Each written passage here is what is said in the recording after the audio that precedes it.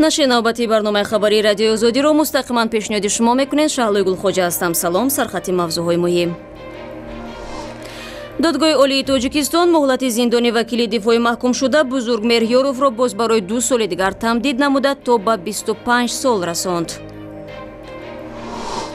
اجرای فرمان پرزیدنت آمریکا درباره منع موقت ورود شهروندان بعضی کشورهای اکثرا مسلمان نشین بار دیگر متوقف شد. This ruling makes us look weak, which by the way we no longer are. Believe me. این حکم ما را ضعیف نشان می‌دهد ولی ما دیگر ضعیف نیستیم. باور کنید، به مرز نظر کنید. ما بر ضد این حکم وحشتناک قیام نموده اگر لازم شود آن را تا دادگاه عالی خواهیم برد. We're going to take our case as far as it needs to go, including all the way up to the Supreme Court. و تاجیکستان با برنامه مفصل فرهنگی و تفریحی به تجلیل نوروز آماده می شود. میرقصن، مرچا میرقصن، زنبور میرقصن، همه حیات زنده میرقصن. دادگاه عالی تاجیکستان مهلت زندانی وکیل دفاعی محکوم شده بزرگ مهریارов را باز برای 2 سال دیگر دراز کرد. به این ترتیب بزرگ مهریارov باید 25 سال را پشت پنجره سپری نماید و احتمال می رود که این هنوز نهایت کار نیست.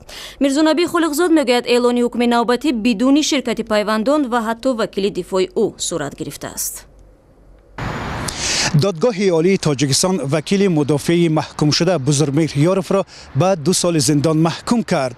بزرگ مهریارov برای بی احترامی به نماینده دادگاه و تحقیر نماینده حاکمیت، یعنی بر اساس 2 ماده کودکس جنایی ماده 355 و ماده 330 محکوم شد و دادگاه او را بر اساس ماده اول به 2 سال زندان و بر اساس ماده دیگر به 1 سال برای کارهای اصلاحی محکوم کرد و به همین ترتیب سال مجازات بزرگ مهریارov از 23 سال به 25 سال برابر شد. یادآور می شوم که در سال 2016 در ماه اکتبر بزرگ مهریارov از طرف دادگاه شهر دوشنبه به 23 سال زندان محکوم شده بود. اما حالا وکیل مدافع بزرگ مهریارov به رادیو آزادی گفت که دیروز در بازداشتگاه موقتی حکم دادگاهی بزرگ مهریارov خوانده شد و در اونجا این حکم برای او تعیین کرده شد. اما وکیل مدافع بزرگ مهریارov میگوید که وی در جریان این مرافعه شرکت نداشت و نزدیکان بزرگ مهریارov مادر، همسر و برادرانش نیز در اینجا حضور نداشتند و در غیب آنها این حکم اعلام کرده شد. عیبدار کننده دولتی یا نماینده دادستانی در مرافعه روز 13 مارس سال روان به وکیل زندانی بزرگ مهریارov 2 سال دیگری حبس طلب کرده بود. رستم تقدیرزاده مفتش دادستانی کل و اسام‌الدین باباخانزاده دادرس دادگاه شهر دوشنبه قرائت رباعی با این 2 نادان چنان میدانند ابوال ابن سینا را از طرف بزرگ مهریارov در مرافعه‌های پیشینش همچون تحقیر در شأن خود دانسته به دادستانی کل شکایت برده بودند. در نسبت این حکم بزرگ مهریارov برخی از حقوقشناسا اظهار نظر نمودند، از جمله رئیس حزب سوسیال دموکراتی تاجیکستان حقوقدان رحمت الله ظاهرov گفت که این حکم های پی در پی دادگاه عالی در نسبت بزرگ مهریارov یک فشار بالای سیستم ادوکاتوری تاجیکستان خواهد بود. اما با این حکم نیز پرونده جنایی در نسبت بزرگ مهریارov همچنان ادامه دارد و حالا از جانب دادگاه عالی تاجیکستان بر اساس ماده 247 قلابی در بازداشتگاه موقتی وزارت عدلیه تاجیکستان مرافعه بزرگ مهریارov ادامه دارد و ما نمیدانیم که باز اون به چند سال دیگر محکوم خواهد شد.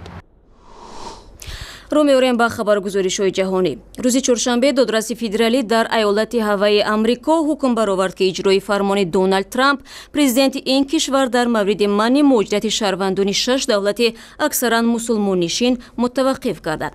پرزیدنت آمریکا میگوید از اقدام دادرس ناراحت است زیرا هدف فرمان جلوگیری از ورود تروریستان به خاک آمریکا بوده. سند در شکل اصلاح شده مطرح گردیده بود. رئیس جمهور آمریکا دونالد ترامپ دادرس فدرالی در ایالت هاوای را که اجرای فرمان منع موقت مهاجرت شهروندان بعضی از کشورها را متوقف نمود شدیداً تنقید کرد. او گفت دادرس بیرون از حدود صلاحیت‌هایش حکم صادر کرده است. This ruling makes us look weak, which by the way we no longer are. Believe me. این حکم ما را ضعیف نشان می‌دهد ولی ما دیگر ضعیف نیستیم. باور کنید، به مرز نظر کنید. ما بر ضد این حکم وحشتناک قیام نموده اگر لازم شود آن را تا دادگاه عالی خواهیم برد. We're going to take our case as far as it needs to go, including all the way up to the Supreme Court. فرمان اصلاح شده رئیس جمهور آمریکا 6 مارس امضا شد و میبایست 16 مارس حکم اجرا بگیرد، ولی دادرس یکی از ناحیه‌های ایالت هاوایی شام چهارشنبه حکم کرد که اجرای فرمان منع موقت ورود شهروندان 6 کشور اکثرا مسلمان نشین متوقف شود. در این بین مقامداران ایالت هاوایی به حکم دادرس بهای بلند دادند. ما احساس داشتیم که مجبور هستیم به تبعیض بر اساس ملت و یا دین راه ندیم، زیرا آن ضد ارزش‌هایی است که هوایی را به مکان خاص تبدیل می‌دهد. ما احساس داشتیم که باید قضیه را به دادگاه کشیم و خوشحالیم که دادگاه موقع ما را پشتیبانی کرد.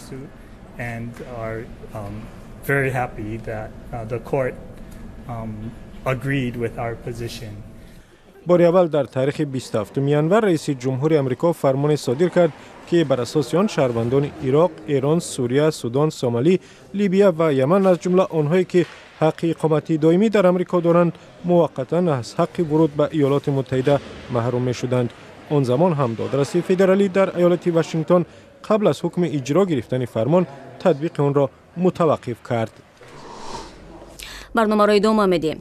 در هلند اولین نتیجه انتخابات پارلمانی که 15 مارس صورت گرفت معلوم شد. طبق حساب‌های پیشکی حزب محافظه‌کار مردم برای آزادی و دموکراسی نخست وزیر مارک ریوته پیش صف است. این حزب توانسته از حداقل 31 کرسی از 150 کرسی پارلمان را از خود کند. حزب آزادی با رهبری گرت ویلدرز با به دست آوردن 19 کرسی در مقام دوم قرار دارد. گرت ویلدرز خواستار بستن مسجدها و مدرسه‌های اسلامی، منع فروش قرآن و منع ورود مهاجران مسلمان به این کشور است. میخواهم مبارزه برم. ما در قطار پیشدستان هستیم، ولی من میخواهم ما بزرگترین حزب باشیم، ولی متاسفانه پیروزی حالا نصیب نکرد. ما باید تا انتخابات آینده منتظر شویم. ما ناکام نشده ایم. ما 4 و یا 5 کرسی کسب کردیم. ما باید از این پیروزی افتخار کنیم.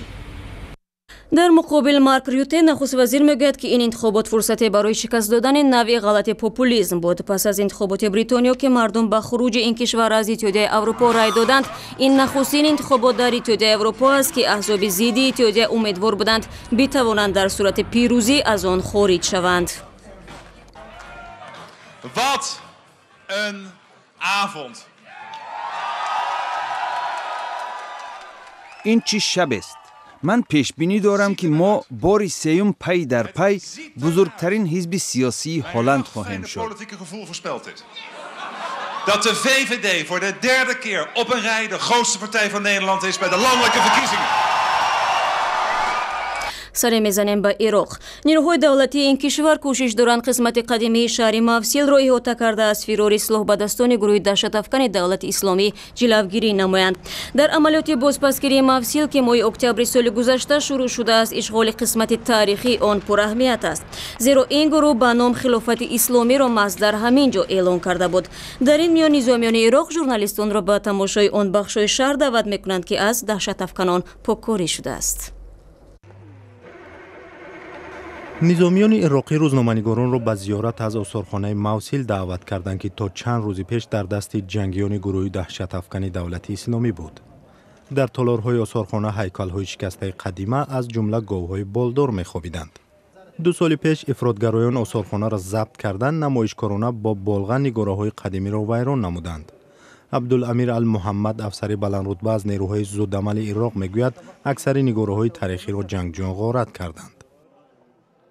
عشرات القطع الأثرية نگارهای عتیقی از زمان آشوری‌ها، عقدی، بابلستانی‌ها، سلطنت فارس و روم و مصر قدیم را بودند.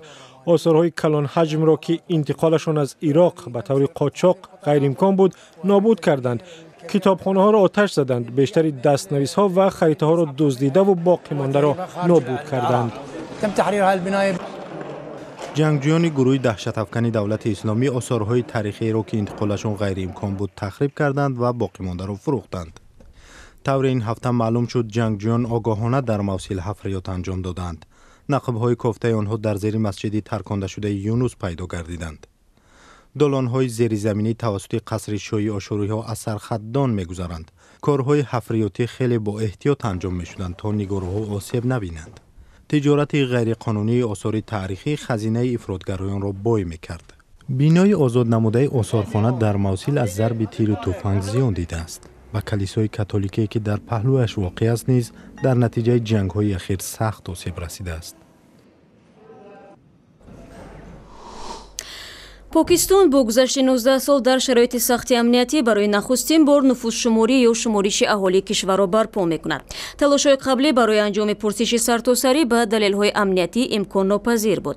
در پاکستان برخی گروه‌های ستیزجو و شورشی عمل می‌کنند که ضد حکومت این کشور و هم اقلیت‌های مذهبی فعالیت می‌برند. حالا نفوس‌شماران را 200,000 سرباز همراهی کرده با آنها خانه به خانه می‌گردند و پرسش انجام می‌دهند. دیروز خبرنگاران رادیو آزادی همراه با خادمان اداره آمار در شماری اشتراک کردند.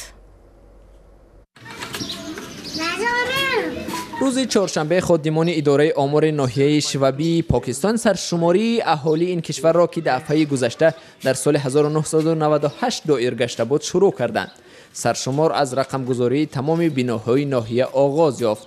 خادمان اداره آمار که در احاطه سربازان قرار داشتند به خبرنگاران گفتند که برای اولین بار در این معرکه نه تنها شماره پاکستانی ها بلکه همچنان شماره پناهندگان افغان مقیم پاکستان حساب می شود.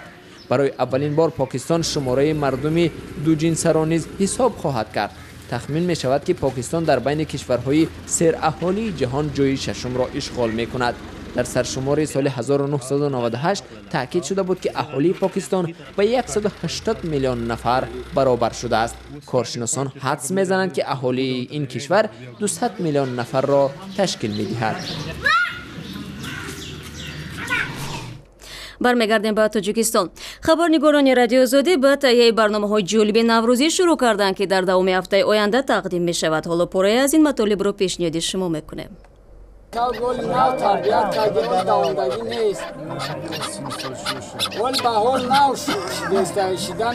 نمیتوانم با تو بیمارم مار چاو چاو در شکاری زیاد مور میرخصن مورچا میرخصن زنبور میرخصن همه حیات زنده میرخصن شادی بکنن چند که امروز روز یکم روز پیواز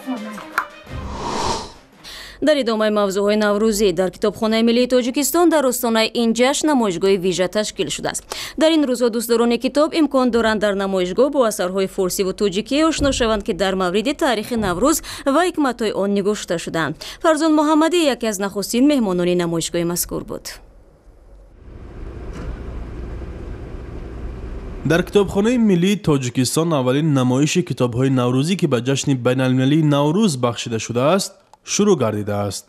در نمایش مذکور کتاب‌های تاریخی نویسندگان کلاسیک و شاعران و نویسندگان معاصر کشور از قبیل نوروزنامه خیام، مراسم‌های موسمی تاجیکان آسیای میانه، آداب و رسوم نوروز، نوروز عالم افروز و دیگر عیدهای سنتی سال و چندین کتاب دیگر آید به نوروز بین‌المللی با زبان‌های روسی و تاجیکی و با خط فارسی نیز گذاشته شده است.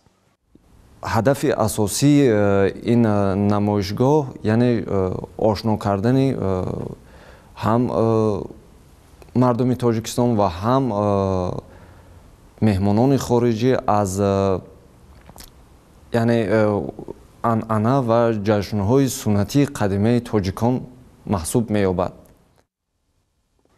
به گفته مسئولان کتابخانه ملی در این گوشه نمایشگاه تنها جزئی از کتاب‌های اهمیت تاریخی داشته نوروزی را گذاشتند و در روزهای نوروز نیت دارند از مخزن صدها کتاب‌های دیگر را در صحن کتابخانه منظور هواداران نمایند.